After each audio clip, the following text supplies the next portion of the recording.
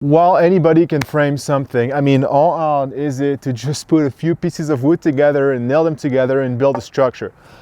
The difference between a solid cabin and something that will not do so well over time really lies into the small, tiny details. You have to understand what a load pass is and make sure that you're providing a continuous load pass all the way back to the foundation, which is when little things like this actually come into play. So more on this in a little bit. So it is now time to start working on the floor framing. So once again, I'm gonna have to move all this pile of 2x10 by 10 foot long all the way up to the job site. So as you can see here, I have quite a bit of wood. I think I have about 40 pieces of 2x10 by 10 foot.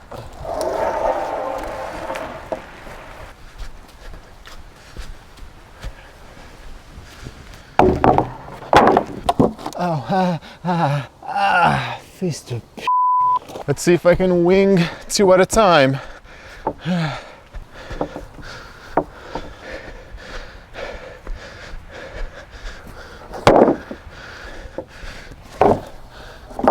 So you've already seen me moving material, so you might be wondering, hey, why are you showing me again? We get it, but I want the episodes to reflect the reality of what I have to endure to get this done. So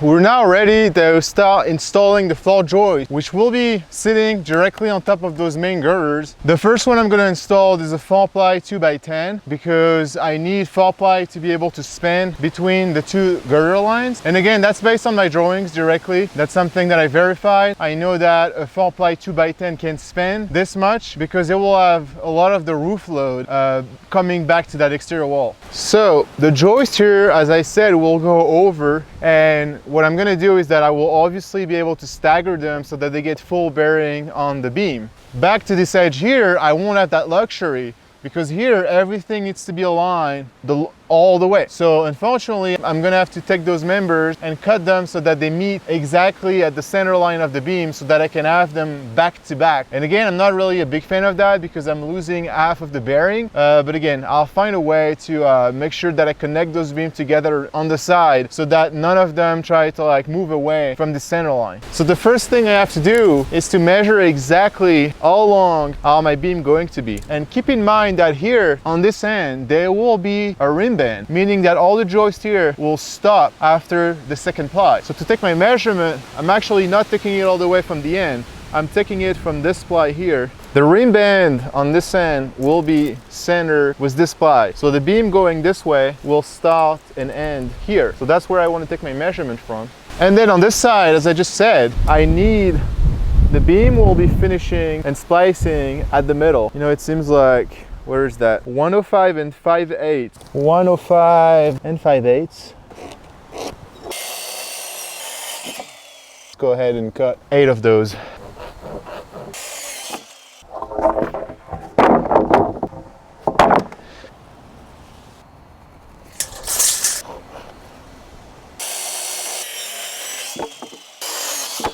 As I figured out on YouTube, apparently you're supposed to look which way it is going. If there's a way that's bowing up, that's what you want to put on the top. And this one seems pretty flat.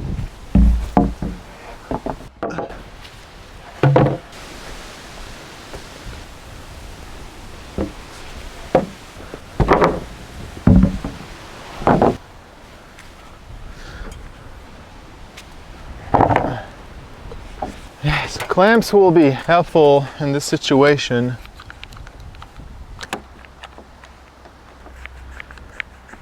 Something like that. And then once again, I'm just gonna throw a couple of screws to hold it in place.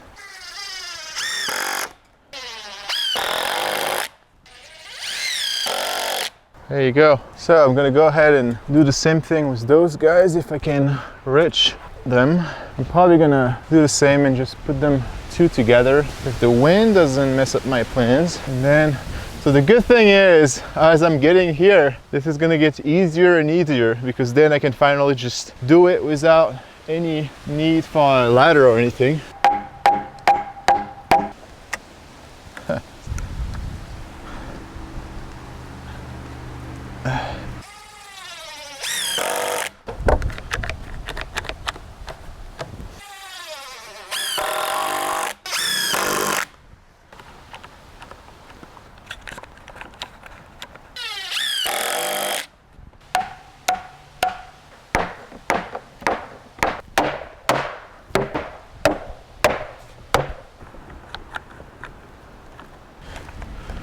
hold everything together. So unfortunately, I'm realizing that I don't have the right screw to connect those four plies together. I mean, I have those GRKs, which are 4 inches, which again, I mean, potentially will take you into the third ply, but then that would mean you'd have to put some on both sides to really, you know, attach everything together. I would much rather have a longer screw that will go into the last ply, and so then I only have to, you know, install them on one face. So we're ready. I just did the same thing, cut all my pieces to length. I'm checking if they're bowed or anything.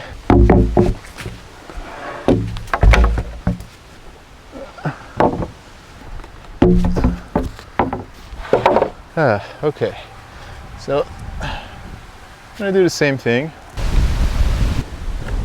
I'm gonna drive a few screws just to hold it in place.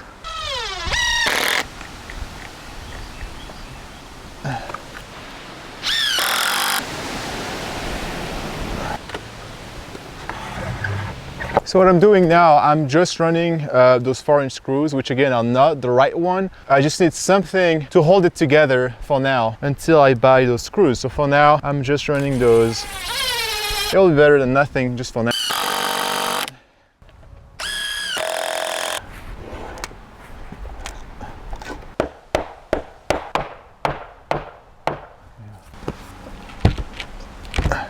I got the right screws now that I can attach this. Other news, a word of advice, be careful when you're using a framing hammer. Here's what happens if you're knocking on your finger.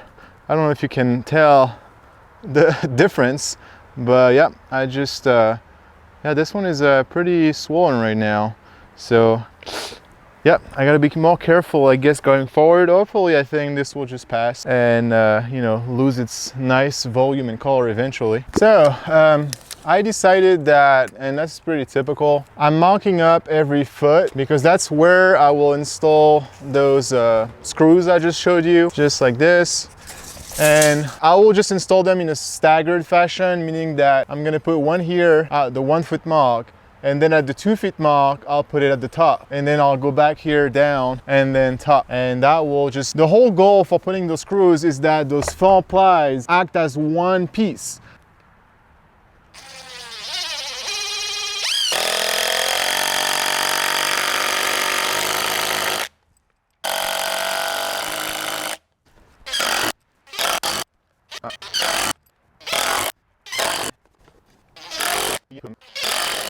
I don't know if you recall, but when I went through the list of materials, I talked about those screws, which are the Simpson SDWC. The point of this screw, which is 6-inch long, is that I'm gonna install it here to really, I want this to be firmly attached to the beam, so I'm gonna drive them as an angle, and they actually give you even an installer tool with it. So I've never installed one of those yet, but you put it like this, and then you can drive your screw like that as an angle, and so then it will eventually make its way into your member. So let's try it.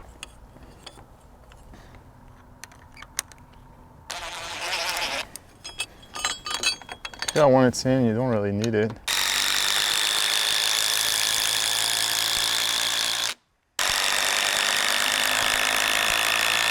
Depending on where I have room, but I'm gonna install a plate like this.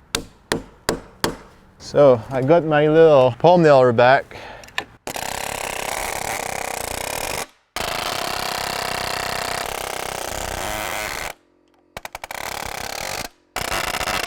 It's a little bit tighter on this side.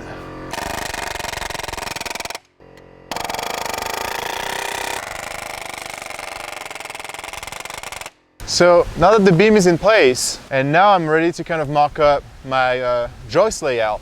So here is what I'm gonna do. I'm gonna measure all the way from my end face, and I'm gonna come and measure 8 feet, which is exactly where you know, the sheet will break. So I need to know this measurement. So I know for sure that I will have a joist centered on this line. And so I think from this point on, then I can kind of work my way back. Again, I don't know if that's the best way of doing it. I am just trying to figure it out. But what I'm gonna do is that, yeah, this is gonna be a center line, and then I'm gonna work my way 16 inches from this point on. That's the 16, 16, and then I go ahead and mark my center line.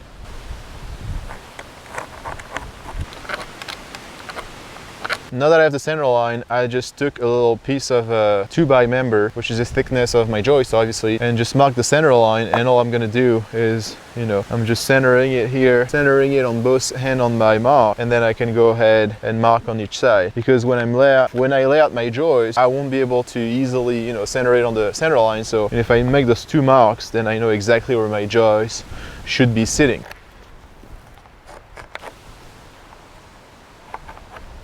So I'm doing exactly the same thing. I'm gonna take my measurement here from the outer face of that beam, and I'm gonna go ahead and come and mark my 8-foot measurement, and then I'm gonna go ahead and mark 16 inches increment from that measurement.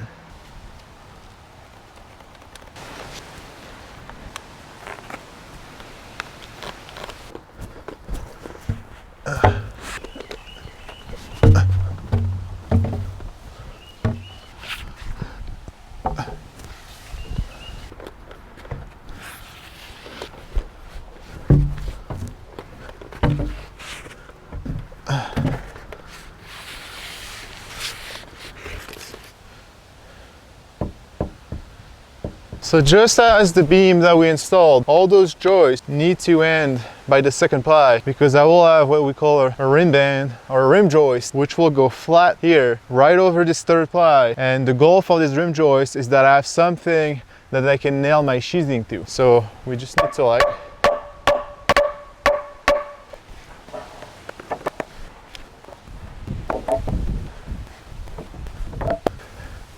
So now I'm just on the other side, and all I'm doing is moving it so that it will match my marking.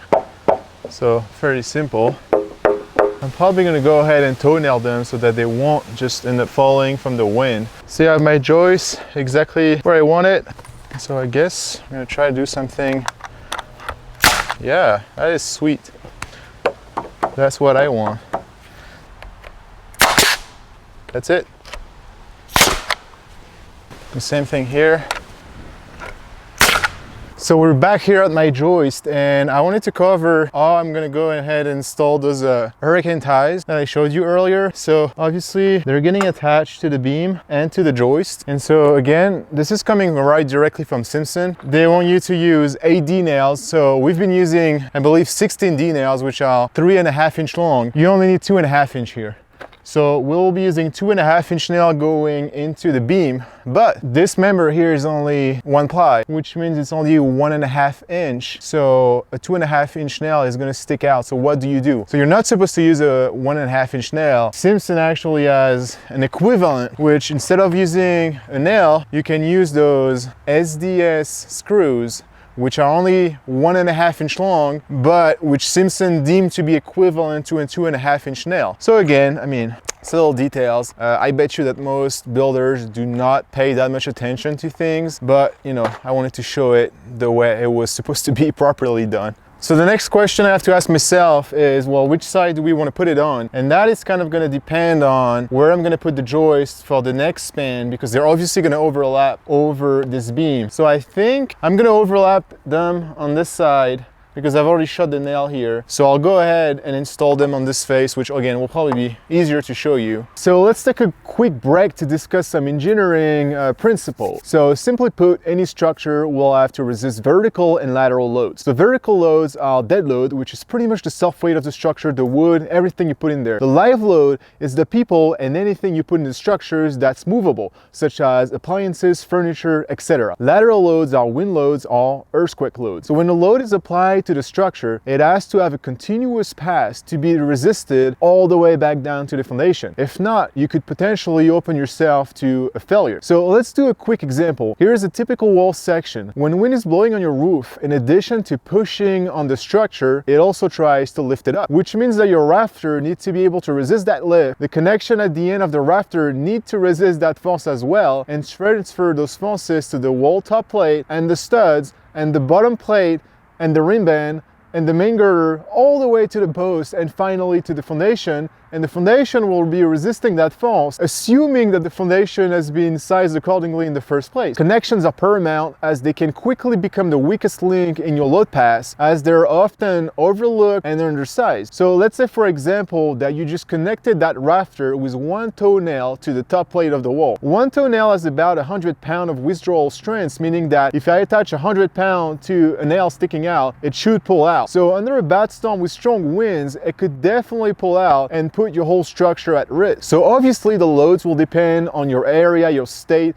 Do you have seismic issues? Are you on the coast? Unfortunately, there's no one size fits all. Whatever you end up building, just keep in mind those principles of load pass, and that will at least help you build a solid structure. But definitely consult with your local building codes, which will tell you what are the best practices for your area, and maybe you might have to actually get a local engineer as well. Okay, so it's supposed to put 5. Okay, so now that I have this attached the way I want it, I'm just going to use this. Remember the SDS screws, and that will just go directly into the joist.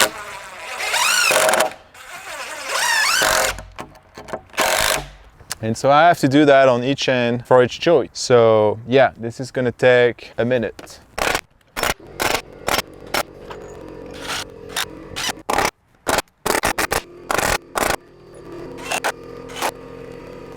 And once you're done with one side, you get to do the other one.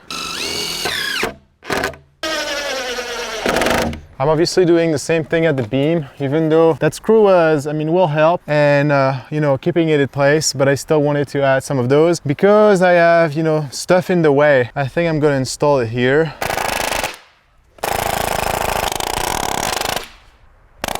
Look who's paying us a visit. I don't know if you can see.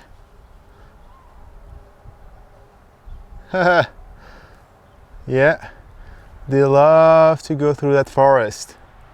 I see them all the time, and they're pretty curious about what I've been doing up here.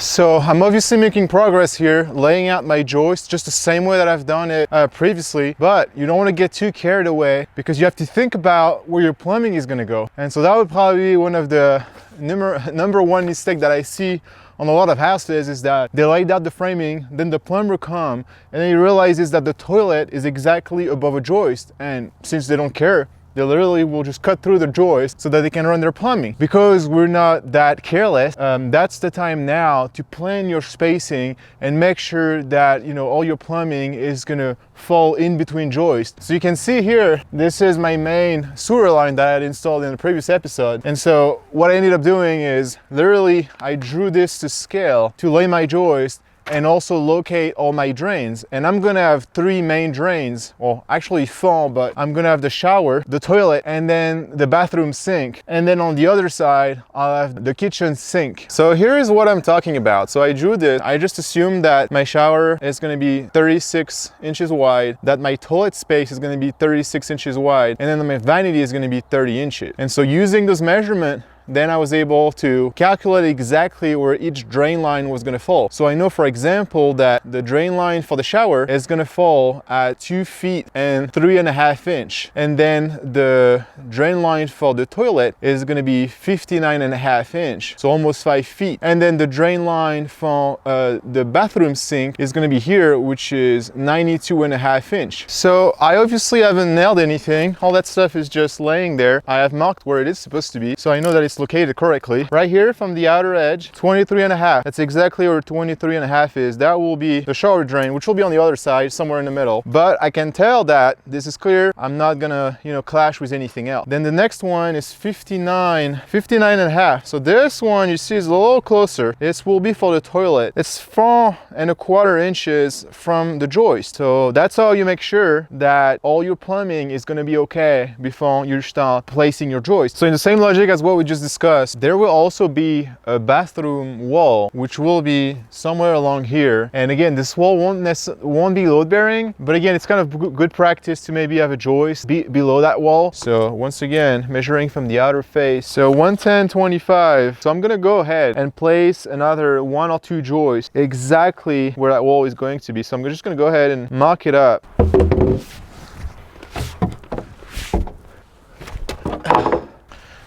So here's what I ended up doing. I just ended up adding 2 plies and I'm just attaching them together with some deck screws.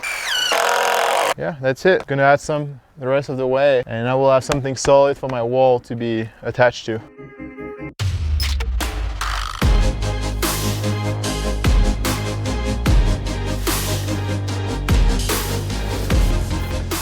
Hey, don't go anywhere. Just check out the next episode where I finally get to install the rim band that I keep talking about, as well as the blocking that you can see here in between the joists. After that, I'm really looking forward to putting the flanc sheathing together. And yeah, I mean, I will pretty much have the whole flanc platform done. And then it's time to like start building some walls together. I mean, how cool is that? All right, I will see you in the next episode for some more cabin building.